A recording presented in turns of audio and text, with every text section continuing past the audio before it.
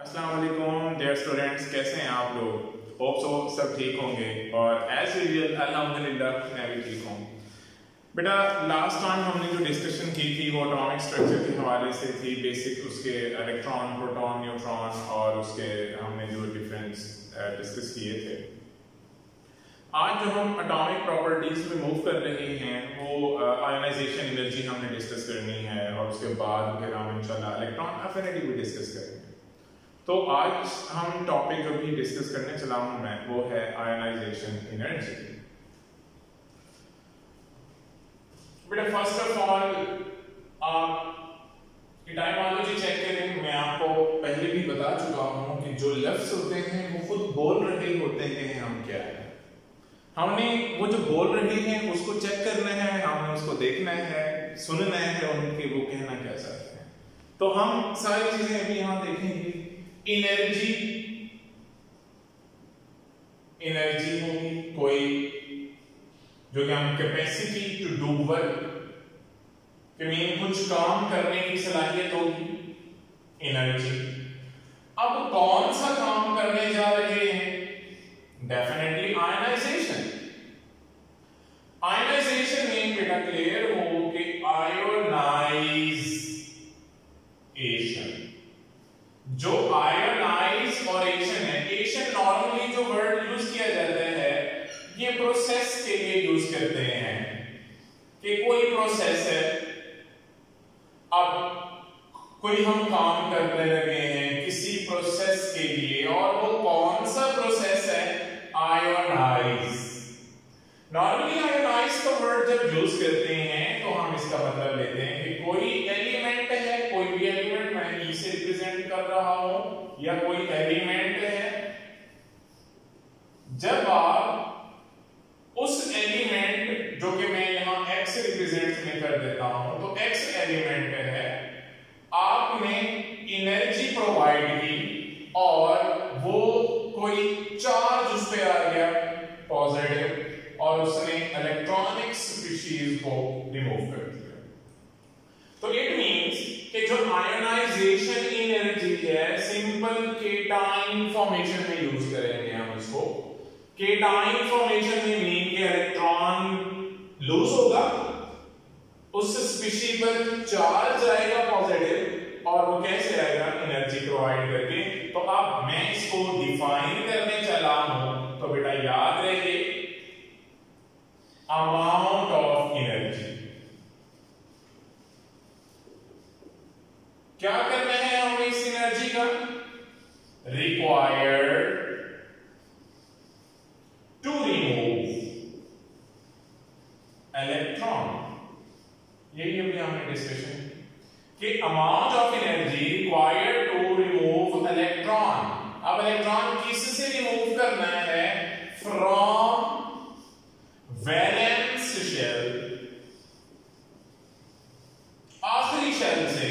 किसके आखिरी शेल से? Of an isolated gaseous atom.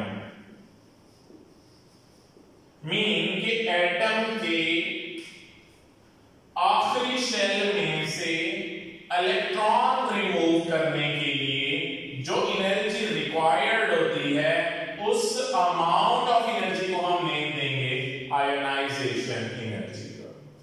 Simple means ये है कि इलेक्ट्रॉन को रिमूव करना है, उसके लिए एनर्जी जो हम प्रोवाइड करेंगे। अब इलेक्ट्रॉन को एनर्जी क्यों रिक्वायर्ड है? बेटा ये डिस्कस कर चुके हैं कि एटम है, एटम के दो पार्ट्स हैं। मैंने डिस्कशन में की थी इस यूनिट के बिल्कुल फर्स्ट टॉपिक में कि दो पार्ट्स हैं, उसके अंदर फंडामेंटल पार्टिकल्स होते हैं, इनके अंदर सपोज इलेक्ट्रॉन अवेलेबल है, इलेक्ट्रॉन अवेलेबल है। अब न्यूक्लियस क्या करता है? इन्हीं इलेक्ट्रॉन्स को अपनी तरफ अट्रैक्ट कर रहा होता है। तो इन पर फोर्स ऑफ अट्रैक्शन होती है न्यूक्लियस की। तो इस न्यूक्लियस फोर्स को जब ये हम क्योंकि इसकी बात करते हैं तो ये न्यूक्लियस से अट्रैक्टेड है तो न्यूक्लियस की जो फोर्स इस पर लग रही है उसको तोड़ने के लिए आपको एनर्जी देनी पड़ेगी। ऐसा तो होगा नहीं कि मैं कहूं इलेक्ट्रॉन को निकल जाएगा तो नहीं। क्या होगा, हमें इलेक्ट्रॉन को रिमूव करने के लिए, फोर्सेस को ब्रेक करने के लिए क्या करना पड़ेगा, डेफिनेटली एनर्जी प्रोवाइड करनी पड़ेगी। तो एनर्जी देंगे हम, एनर्जी के लिए हीट करना पड़ेगा। This is ionisation energy. एक बात और क्लियर कर दें, जरूरी नहीं है कि इलेक्ट्रॉन जो रिमूव कर रहे हैं वैलेंस शेल से वो एक इलेक्ट्रॉन हो, नहीं, वो एक भी हो सकता है, वो दो भी हो सकते हैं, वो तीन भी हो सकते हैं। ठीक हो गया। तो ये इलेक्ट्रॉन को रिमूव करना है हमें। अब इलेक्ट्रॉन एक, दो या तीन हो सकते हैं रिमूवल के लिए। सपोज मैग्नीशियम है, मैग्नीशियम सेकंड ग्रुप का एलिमेंट है। अब मैग्नीशियम सेकंड ग्रुप का एलिमेंट है तो वैलेंस इलेक्ट्रॉन इसके मैग्नीशियम के कितने होंगे, डेफिनेटली ग्रुप नंबर जो है वो आखिरी शेल के इलेक्ट्रॉन को रिप्रेजेंट करता है। अगर मैग्नीशियम सेकंड ग्रुप का है तो इसके इलेक्ट्रॉन्स भी दो होंगे, क्योंकि ये सेकंड ग्रुप का है तो इलेक्ट्रॉन हो गए दो। एक इलेक्ट्रॉन जब मैग्नीशियम लूज करेगा Mg पॉजिटिव 1 होगा और एक इलेक्ट्रॉन इसने लूज कर दिया। अब एक इलेक्ट्रॉन लूज करने के लिए ये एनर्जी रिक्वायर्ड होगी, जो एनर्जी रिक्वायर्ड होगी उसकी अमाउंट होगी 738 किलो जूल पर मोल।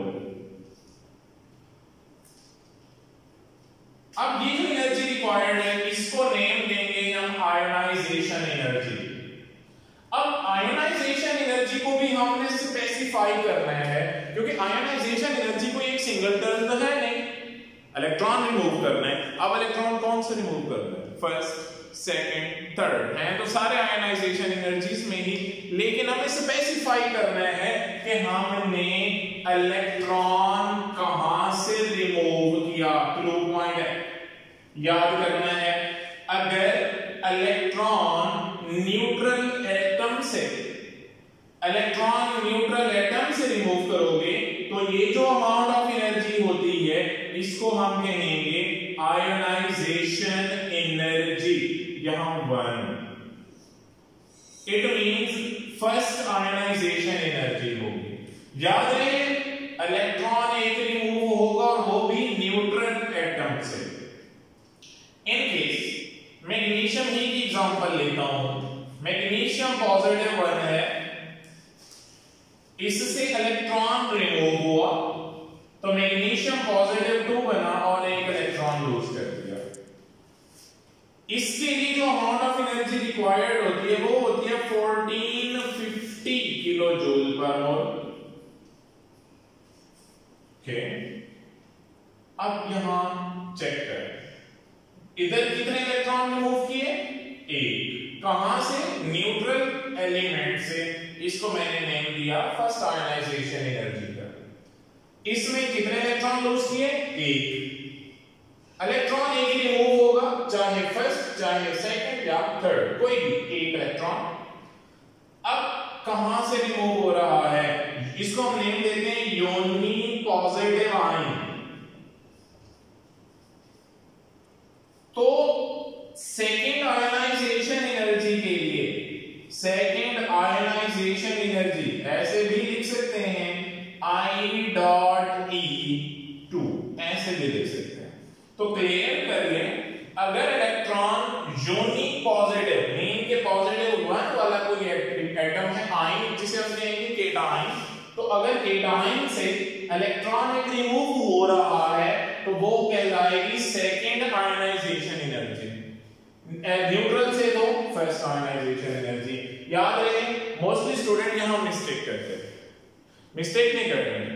कौन सी, यहां वो कहते हैं अगर सेकेंड आयोनाइजेशन एनर्जी है तो दो इलेक्ट्रॉन रिमूव हो रहे हैं, ऐसा नहीं है। इलेक्ट्रॉन एक ही रिमूव हो रहा है, लेकिन दूसरा, पहले एक हो चुका था फर्स्ट, अब जो है वो एक इलेक्ट्रॉन तो हो गया, सेकंड की बात हो रही है। अब सेकंड मीन एक, यहां भी एक इलेक्ट्रॉन इलेक्ट्रॉन होगा, मीन ये जो 50 किलो जूल एनर्जी मैंने दी एक इलेक्ट्रॉन रिमूव करने के लिए, इसमें ये 738 इंक्लूडेड नहीं है। क्लियर कर दे। नेक्स्ट, अगर ये मैग्नीशियम पॉजिटिव 2 है, एक इलेक्ट्रॉन इसने रिमूव कर दिया, मैग्नीशियम पॉजिटिव 2, इसमें से एक इलेक्ट्रॉन लूज कर दिया तो मैग्नीशियम पॉजिटिव 3 हुआ। अब यहां पर जो एनर्जी रिक्वायर्ड है that is 7730 kilo joule per mole. अब यहां पर देखें कितने इलेक्ट्रॉन रिमूव किए हैं, एक। कहां से इलेक्ट्रॉन रिमूव किया, मैग्नीशियम पॉजिटिव 2 से। अब ये आयोनाइजेशन एनर्जी तो है, amount of energy required to remove an electron from valence shell, लेकिन कहां से रिमूव कर रहा हूं, पॉजिटिव 2 से। तो क्या मैं इसको सेकेंड आयोनाइजेशन एनर्जी कहूं, नो। क्या मैं इसको फर्स्ट आयोनाइजेशन एनर्जी कहूं, नो। क्या कहूंगा मैं इसको मैं कहूंगा थर्ड आयोनाइजेशन एनर्जी। क्यों, क्योंकि मैग्नीशियम पॉजिटिव 2 ये पहले 2 इलेक्ट्रॉन लूज कर चुका है, अब इसने इलेक्ट्रॉन किया एक लूज, लेकिन ये थर्ड है, इसलिए मैंने इसको थर्ड आयोनाइजेशन एनर्जी का नेम दिया। ओके, अब थर्ड आयोनाइजेशन एनर्जी क्या होगी, I.E3 या थर्ड आयोनाइजेशन एनर्जी का नेम देंगे। अब यहां पर आप लोगों ने देखा बिल्कुल क्लियर है, जब एक इलेक्ट्रॉन रिमूव हुआ तो 738 किलो जूल एनर्जी दी हमने फर्स्ट में। अब सेकंड जो आयोनाइजेशन एनर्जी थी तब भी हमने एक इलेक्ट्रॉन लूज किया, एनर्जी एक इलेक्ट्रॉन लूज करने के लिए 1450 देनी पड़ी किलो जूल पर मोल। अब जब आपने थर्ड इलेक्ट्रॉन लूज किया, कहां से, डाई पॉजिटिव आयन से, तो डाई पॉजिटिव आयन से थर्ड इलेक्ट्रॉन रिमूव किया तो इसमें एनर्जी 7730 किलो जूल पर मोल एनर्जी दी। तो हम ये कह सकते हैं third ionisation energy third greater than ionisation energy second, greater than ionisation energy first. Means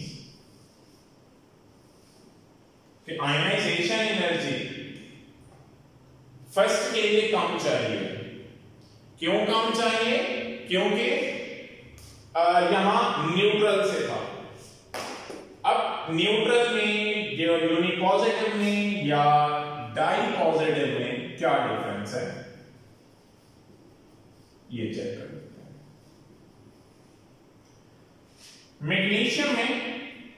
magnesium में जब न्यूट्रल होगा तो एक स्पेसिफिक न्यूक्लियर फोर्स होगी।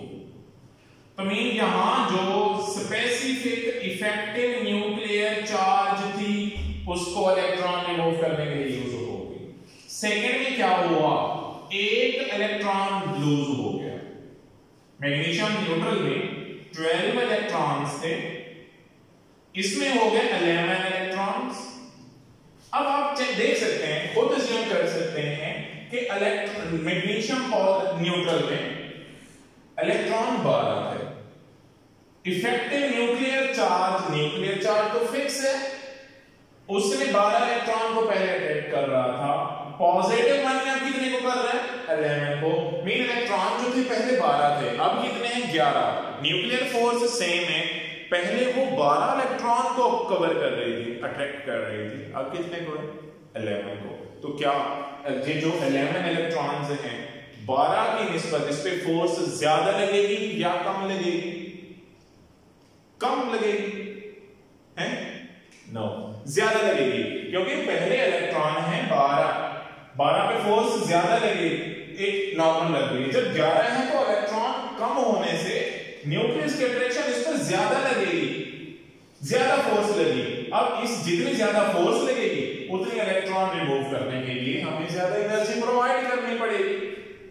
तो मीन इधर जो इफेक्टिव न्यूक्लियर चार्ज है ZF, Z कैपिटल लिखना है, इफेक्टिव न्यूक्लियर चार्ज इंक्रीज हो गया। अब इधर क्या है 10 इलेक्ट्रॉन्स मैग्नीशियम, पॉजिटिव 2 में 10 इलेक्ट्रॉन्स हैं। अब ये जो 10 इलेक्ट्रॉन्स हैं इस पर पहले फोर्स लग रही थी मैग्नीशियम में 12 पर, पॉजिटिव 1 पे लग रही थी 11 पे, 2 में कितने लग रही है 10 पे। तो इधर तो इफेक्टिव न्यूक्लियर चार्ज और ज्यादा होगा और ज्यादा बढ़ गया। तो जैसे जैसे न्यूक्लियर अट्रैक्शन वैलेंस इलेक्ट्रॉन पर बढ़ती जा रही है वैसे वैसे उस इलेक्ट्रॉन को रिमूव करना उतना मुश्किल होता जाएगा, वैसे वैसे हमें ज्यादा एनर्जी प्रोवाइड करनी पड़ेगी। तो ये क्लियर हो गया कि why third ionisation energy is always greater than second ionisation energy and second ionisation energy always greater than first ionisation energy. Okay, ionisation energy की कैरेक्टर्स में से it is always endothermic, always endothermic, हमेशा energy required होगी। इसको हम enthalpy of cation formation का name भी दे सकते हैं, एंथैल्पी ऑफ केटाइन फॉर्मेशन का नेम भी दे। अब आयनाइजेशन एनर्जी के फैक्टर्स कौन से हैं? फैक्टर्स जिन पर आयनाइजेशन एनर्जी डिपेंड करेगी। First of all size, size of atom. Second effective nuclear charge.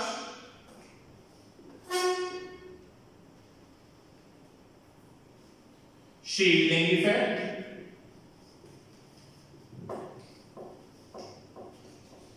Shielding effect,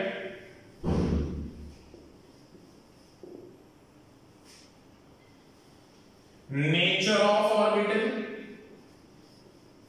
from which electron is removed, nature of orbital और स्टेबल इलेक्ट्रॉनिक कॉन्फ़िगरेशन होगी।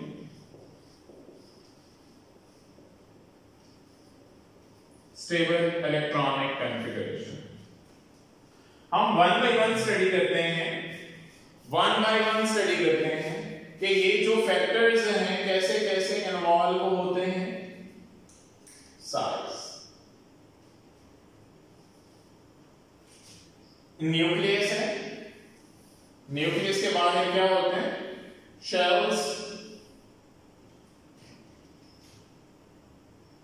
Nucleus और valence shell के electron में distance की बात करें। अब जितना साइज होगा ज्यादा,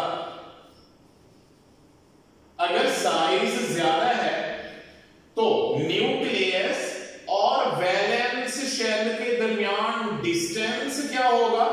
ज्यादा। तो मीन डिस्टेंस इंक्रीज हो जाएगा।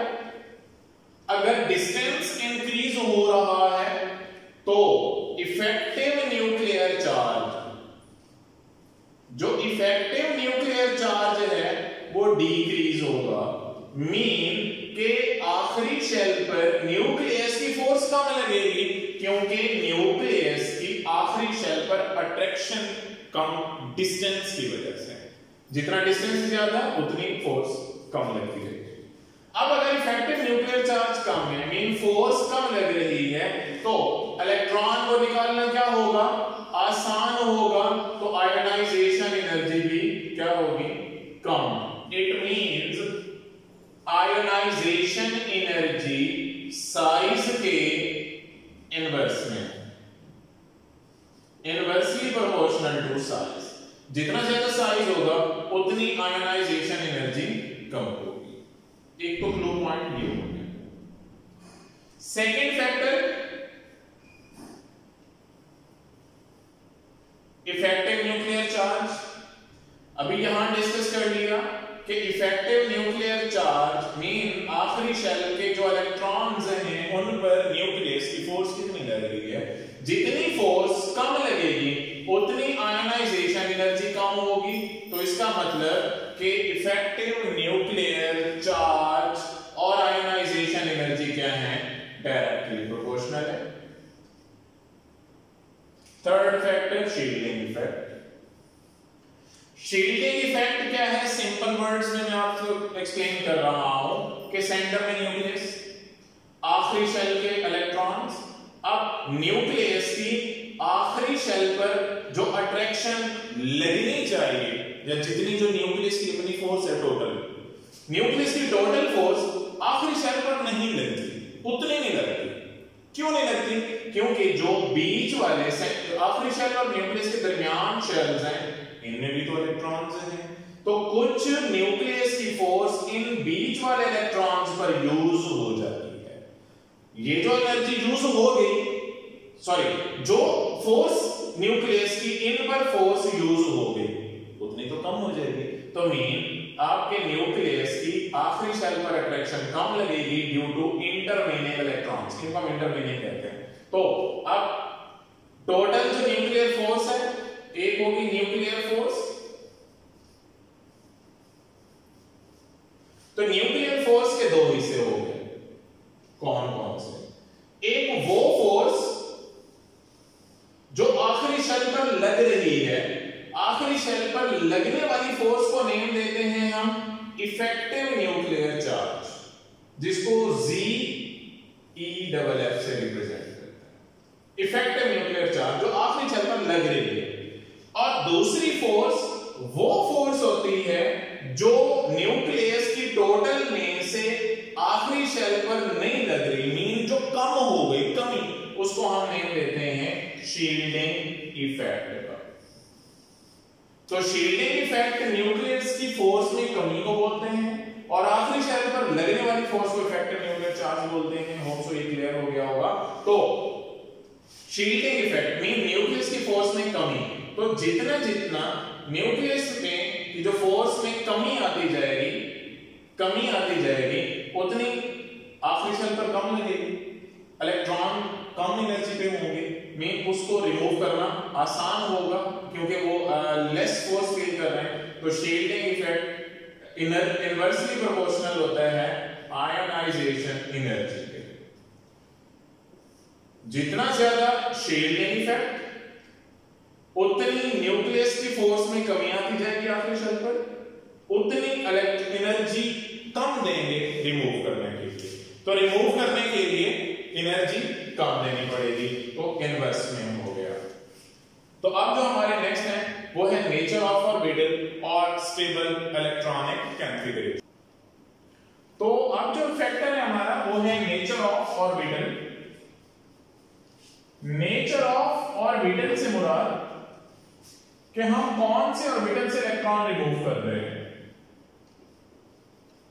उनमें एक है s ऑर्बिटल, एक है p ऑर्बिटल, d ऑर्बिटल और f ऑर्बिटल। अब यहां पर इलेक्ट्रॉन रिमूव करना किससे होगा आसान, किससे होगा मुश्किल?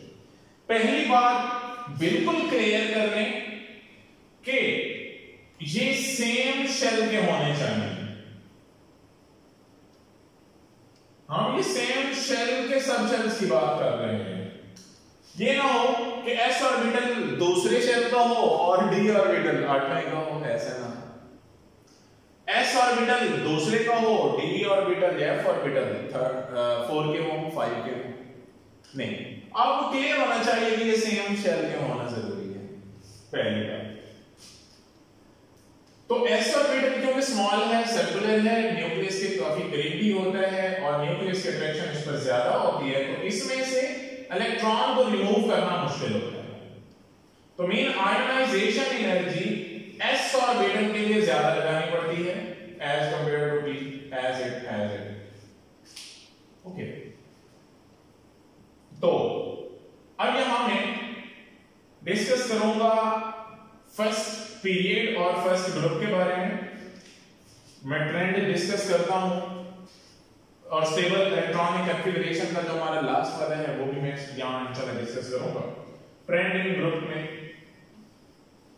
ट्रेंड इन ग्रुप के पीरियोडिक टेबल के ग्रुप में आयनाइजेशन एनर्जी का क्या ट्रेंड होता है। जब हम डाउन द ग्रुप मूव करते हैं, hydrogen, lithium, sodium, potassium, rubidium और सीजियम। अब डाउन द ग्रुप में मूव कर रहे हैं, जैसे डाउन द ग्रुप मूव करते हैं size of atom increases. Size जैसे जैसे इंक्रीज होता है तो इफेक्टिव न्यूक्लियर चार्ज या nuclear force decreases due to increase in shielding effect. इन सारे फैक्टर्स की बात करें, तो आयनाइजेशन एनर्जी की हम बात करेंगे, तो वो ionisation energy down the group decrease होगी because of increase in size, decrease in effective nuclear charge and increase in shielding effect. So इसकी बात करूंगा मैं, तो हाइड्रोजन के लिए आयनाइजेशन एनर्जी ज्यादा रिक्वायर्ड होगी because its size is small, then lithium, then sodium, then potassium, then rubidium and ultimately cesium। First group है trend in period, trend in period. अब यहां पर देखिए मैंने दो बातें डिस्कस नहीं की, तीन फैक्टर्स डिस्कस किए हैं, साइज डिस्कस किया, इफेक्टिव न्यूक्लियर चार्ज किया, शील्डिंग इफेक्ट। मैंने नेचर ऑफ ऑर्बिटल और स्टेबल इलेक्ट्रॉनिक कॉन्फ़िगरेशन मैंने यहां डिस्कस नहीं की। क्लियर करें, सेम ग्रुप में सेम इलेक्ट्रॉनिक कॉन्फ़िगरेशन होती है। अगर सेम इलेक्ट्रॉनिक कॉन्फ़िगरेशन है तो nature of orbital, mean orbital भी सबका सेम होगा। जैसे मैंने ये फर्स्ट की बात की तो सबका बैलेंस जो ऑर्बिटल है वो s ऑर्बिटल है, नेचर सेम है। इलेक्ट्रॉनिक कॉन्फ़िगरेशन सेम है सबकी, बैलेंस है, तो इसलिए मैंने दोनों को एक्सप्लेन यहां नहीं किया। ये ग्रुप में हम पीरियड में डिस्कस करेंगे। पीरियड में मैं सेकंड पीरियड यहां मेंशन कर रहा हूं, lithium, beryllium, boron, carbon, nitrogen, oxygen, fluorine and neon. हम लेफ्ट टू राइट मूव कर रहे हैं। जब लेफ्ट टू राइट मूव कर रहे हैं पीरियड में, तो size of atoms decreases, size decrease हो गया।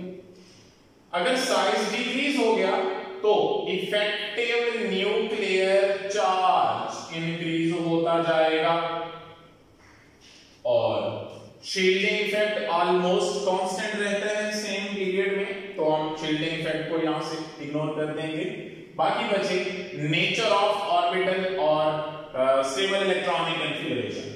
अब अगर इन दो की बेसिस पर मैं बात करूं, इन दो फैक्टर्स की बेस पर, साइज और इफेक्टिव न्यूक्लियर चार्ज की बेस पर, तो along the period if ionisation energy should be increased, so इसका एक्सपेक्टेड मैं ग्राफ लिखता हूं। एक्सपेक्ट जो हम कर रहे हैं, expected order of ionisation energy, तो एक्सपेक्टेड ऑर्डर लिथियम की आयनाइजेशन एनर्जी बेरिलियम से कम होनी चाहिए। क्यों? क्योंकि बेरिलियम का साइज लिथियम से कम होगा और बेरिलियम में इफेक्टिव न्यूक्लियर चार्ज भी ज्यादा होगा, तो एनर्जी ज्यादा रिक्वायर्ड होगी। बोरॉन पे जाएंगे तो और साइज कम और इफेक्टिव न्यूक्लियर चार्ज ज्यादा, तो बेरिलियम की जो आयनाइजेशन एनर्जी है वो बोरॉन से कम होनी चाहिए। कार्बन पे गए तो इफेक्टिव न्यूक्लियर चार्ज और बढ़ गया, फिर नाइट्रोजन में बढ़ गया, फिर ऑक्सीजन में, फ्लोरीन में और अल्टीमेटली नियॉन में। तो ये है एक्सपेक्टेड ऑर्डर के along the period ionisation energy increase होती जा रही है। लेकिन अगर मैं यहां पर ये एक नेचर ऑफ ऑर्बिटल में आ जाता हूं, स्टेबल इलेक्ट्रॉनिक कॉन्फ़िगरेशन की बात करता हूं मैं। वैलेंस शेल कॉन्फ़िगरेशन मेंशन कर रहा हूं। लिथियम है 2s1, बेरिलियम है 2s2 valence shell electronic configuration, boron है 2p1, carbon 2p2, nitrogen 2p3, oxygen 2p4, fluorine 2p5 and neon 2p6 electronic configuration of valence shell. यहां देखिए, यहां पर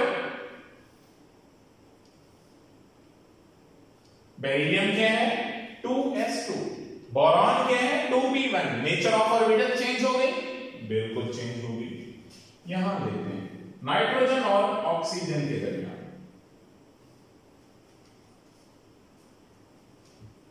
नेचर ऑफ ऑर्बिटल चेंज मैं यहां मेंशन कर रहा हूं कि s ऑर्बिटल की आयोनाइजेशन एनर्जी p से ज्यादा होगी। पॉइंट तो मीन कि नेचर ऑफ ऑर्बिटल बेस पर कि s का इलेक्ट्रॉन रिमूव करना p से मुश्किल है।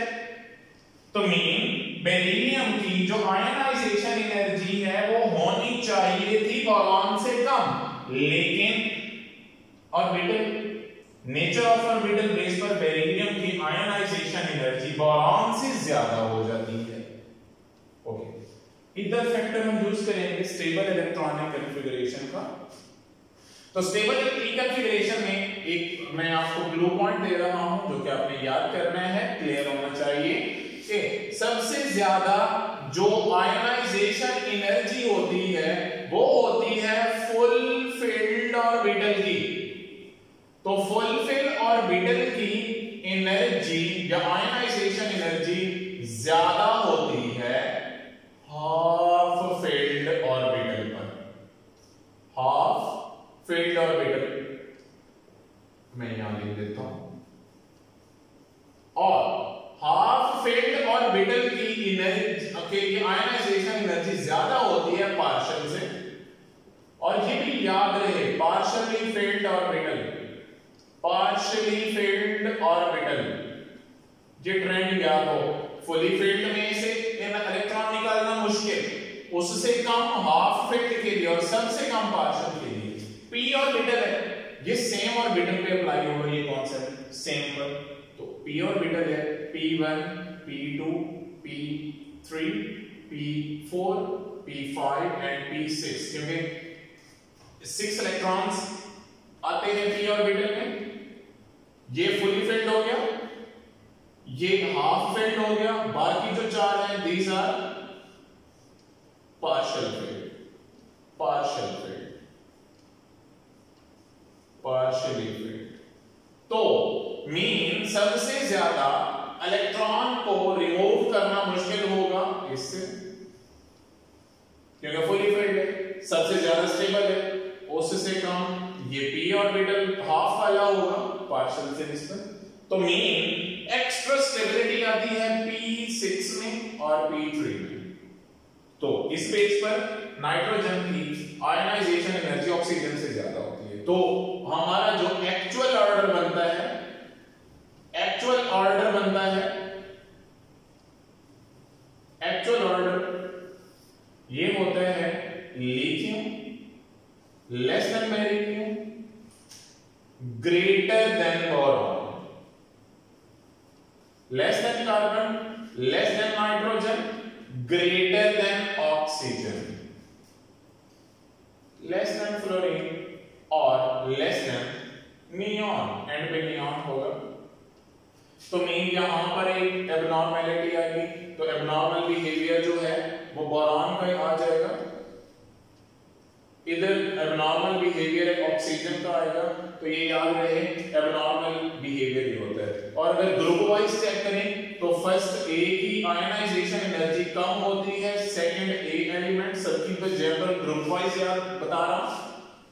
तो जो थर्ड वाले होते हैं सब की थर्ड ग्रुप में पीरियोडिक टेबल में, तो उनकी आयोनाइजेशन एनर्जी सेकंड से कम होती है, फिर इनकी 4 से कम होती है, 5a कम होती है और 5a वाले जो होते हैं इनकी आयनाइजेशन एनर्जी 6a से ज्यादा होती है। फिर 6a वालों की कम होती है 7a वालों से और उनकी कम होती है 8a वालों से। मीन के ग्रुप वाइज याद है, ये जनरल ग्रुप रूल है, ये याद रखना। एबनॉर्मैलिटी, तो ये है आपका आयनाइजेशन एनर्जी का कॉन्सेप्ट। अब हमारा एक छोटा सा टॉपिक, छोटी सी इंफॉर्मेशन कि हमें आयनाइजेशन एनर्जी कौन सी इंफॉर्मेशन प्रोवाइड करती है। इंफॉर्मेशन इसकी इंपॉर्टेंस में यहां मेंशन कर रहा हूं। इंपॉर्टेंस, आयनाइजेशन एनर्जी पहली बार यूज होती है मेटालिक कैरेक्टर के लिए। मेटालिक कैरेक्टर इंडेक्स है, index to measure the metallic character. दूसरी बात, ionisation energy valency of element भी मेजर करने के लिए यूज होती है। वैलेंसी ऑफ एलिमेंट,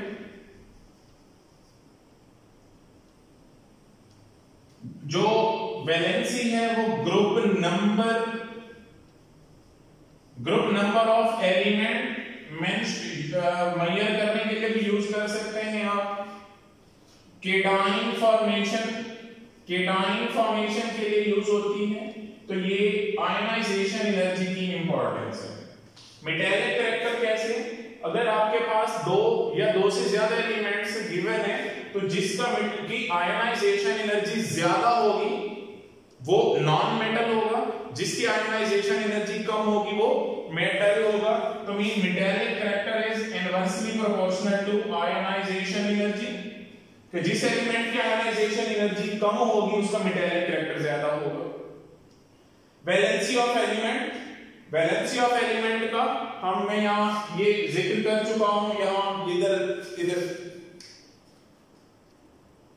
हाँ, तो यहां हमने डिस्कशन की कि अब देखें आपके पास फर्स्ट आयनाइजेशन एनर्जी जो मैग्नीशियम की है वो है 738 और जो सेकेंड आयनाइजेशन एनर्जी है वो है 1450 और जो थर्ड आयनाइजेशन एनर्जी है वो है 7730। अब देखें फर्स्ट आयनाइजेशन एनर्जी कम है, सेकेंड आयनाइजेशन एनर्जी कंपेरेबल है, मीन डबल हो सकती है, कोई बात नहीं।